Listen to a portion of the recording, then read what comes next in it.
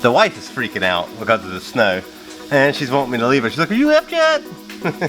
Jesus, it's not even sticking to the road yet. Yay, no, it's not sticking yet. That's a good thing. Anyways, I guess so to get this assembled, I'm gonna go appease the wife and go home. Alright, I'm gonna get to putting these together. Gotta be here. Let's see. And here's the valve stem seals. I need the springs. And I need the locks out of here. That's everything. That's the time set lifters and camshaft itself. That can go back up front.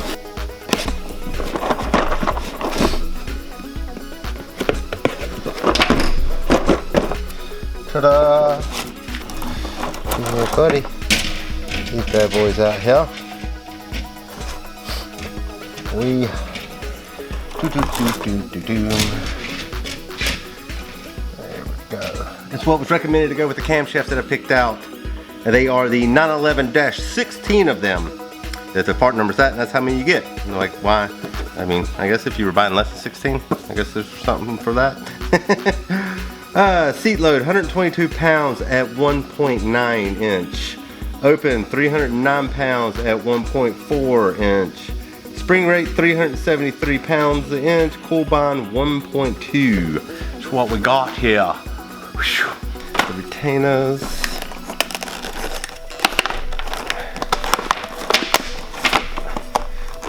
When people ask me to do cam upgrades, I don't like they think I guess you could just go buy the camshafts and that's all you got to get.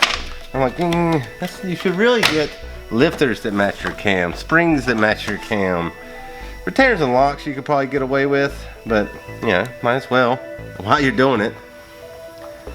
And by the time you buy the lifters and the springs, you're probably at a $300 kit, and I think this one went much more than that. I mean, by the time, like probably 50 bucks for this if I had to guess what it is individually, $50, $60 for the retainers and new locks just for peace of mind.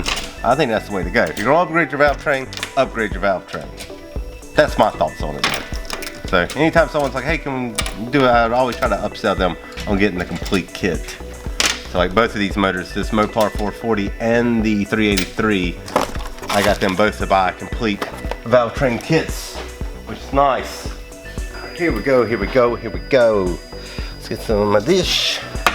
And then I need an air hose.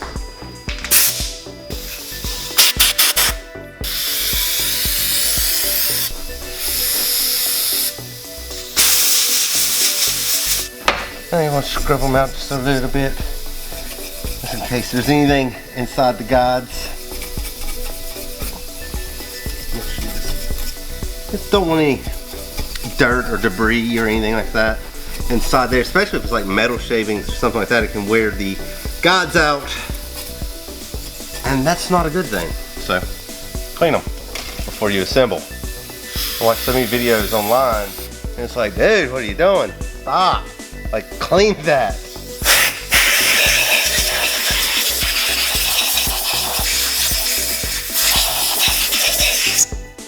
But then, again, I've seen people put together completely dirty stuff and it runs and it works. I don't know if you heard that, but it runs and it works. And it's like, wow, I don't know how, but it does.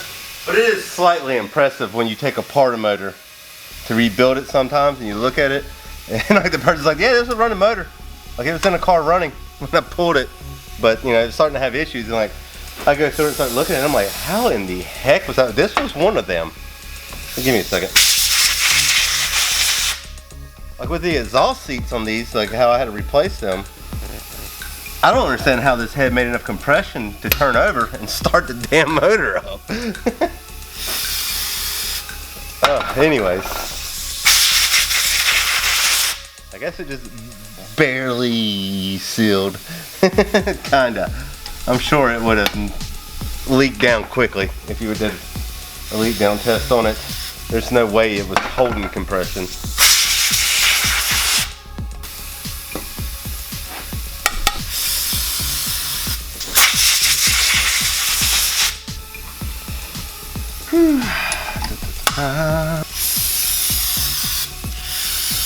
Where get that paint on it from?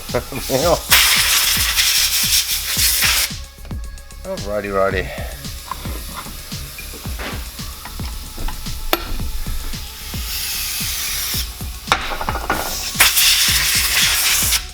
little oil on it.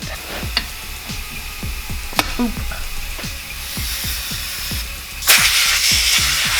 Nothing to it, guys, nothing to it. This is all there is to a head. You got your valves. On the other side, you'll have your valve stem seals to go on it. Then you put your spring on, put your locks on to hold the retainer on top of the spring onto the head, and that is it. There is nothing to them at all. If you've never seen one taken apart or put together, here you go. I'm going to switch over here to this one. Go ahead and clean the guides on this one.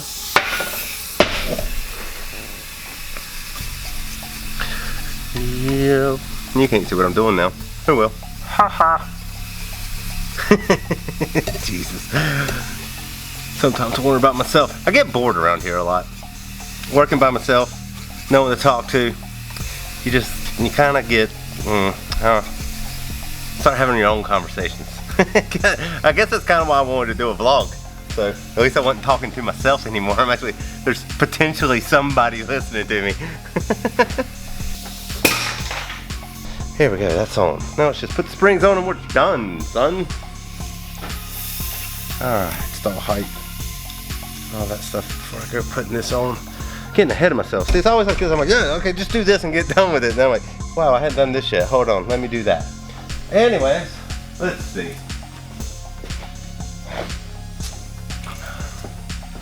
So we got this guy. Do I have to pull that seal back off? I do. Why I do this? Let's just go to a time lapse.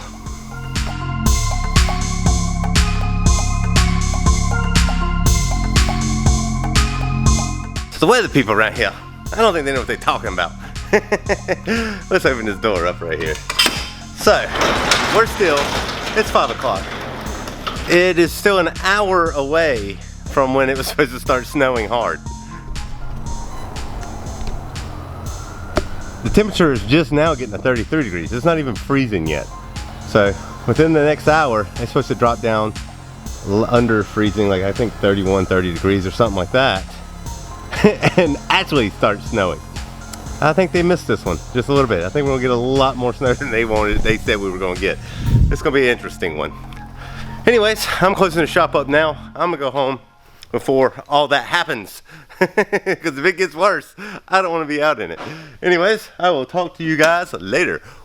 Another vlog has come to an end, which means it's time to smash this like button right here. Click on the share button over here. Share this vlog with anybody you think might find it interesting. Comment down below. Let me know what you thought about the vlog. If you haven't yet, make sure you subscribe to my channel. Ring the bell. That way there you'll get the notifications, and we will talk with you later.